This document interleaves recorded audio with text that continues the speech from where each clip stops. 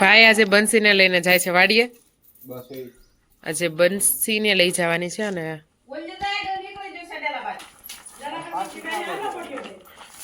બંસીને આજે વાડી પહેલી વાર એક વાર લઈ ગયા હતા ત્યારે તો હરખે લીધા છે, બીજી વાર લઈને જાય છે. ગાયને પ્રસાદી નહીં દેવાની, ગાય માં છે. બંસીને દોરીને જાય છે ભાઈ અને આગળ છે ગોરલ ને ગોરી. તો ફાઇનલી ગાઈઝ આપણે વાડીએ પોગી ગયા છીએ.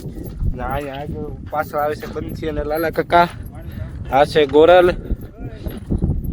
લાલા કાકા હાઈકો. આ છે બંસી આજે બહુ હેરાન કરી દીધા છે વાડીએ પોગાડવામાં, પણ તોય છતાં આપણે આજ લોઢા જેવા થઈ જાય બંસીને ફાઇનલી વાડીએ પહોંચાડી દીધી છે. કેમ કે એની વાસળી અને ગાય હજી હમણાં જ ઘરે આવેલી છે એટલે એની વાસળી વગેરે ગાય નથી રહેતી. તો પણ છતાં આવી ગાયને પ્રાણે લાવ્યા છે. સારું, હાલો આગળ બતાવીશું કામ કરીએ.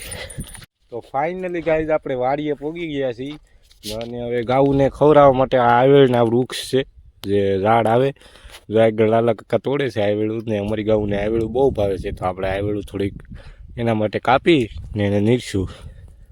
તો ગાય આપણે આવેળ ભાંગવા ગયા હતા ને આવેળની બીજી નીણ થઈ ગઈ છે. જો પહેલી નીણ કરી હતી એના ડાળા નીચે પડ્યા છે અને પાછી આવેળ ભાંગીને પાછી ગાઉને આવેળ નીરી દીધી છે. જો બધી ત્રણ ગાઉ ખાવા મળી છે આવેળ ને. આવેળ ખવડાવવાથી ગાયોને દૂધમાં વધારો થાય. આ છે મોરલ, બંસી, ગોરી ને આમ જુઓ સાઉથનો હીરો એવો લાલા કાકા હાલ આવે. આમ તમે જોવો એની હાલની કિંમત જુઓ.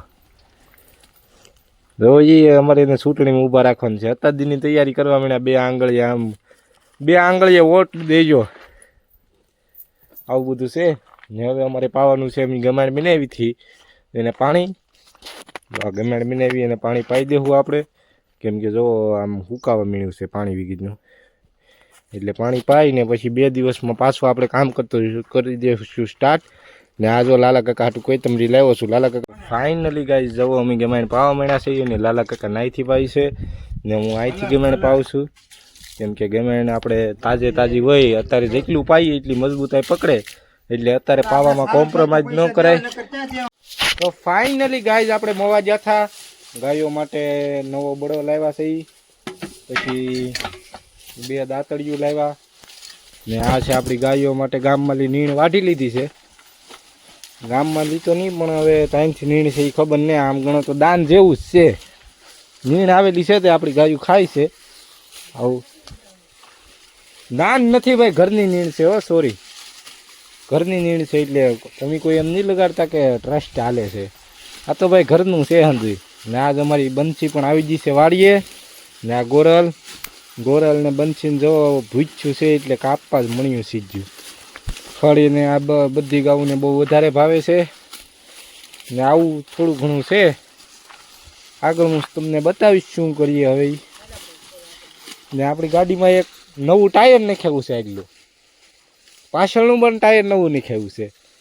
આજ ઘણો મવાની અંદર સમય વયો જો. મવામાં વિડીયો ઉતારવામાં તો બીજો કાંઈ પ્રોબ્લેમ નહોતો, પણ હવે સમયને અનુકૂળ નહોતું એટલે એના માટે મૂકો પાછા ઘરે જઈને આપણે વિડીયો બનાવશું.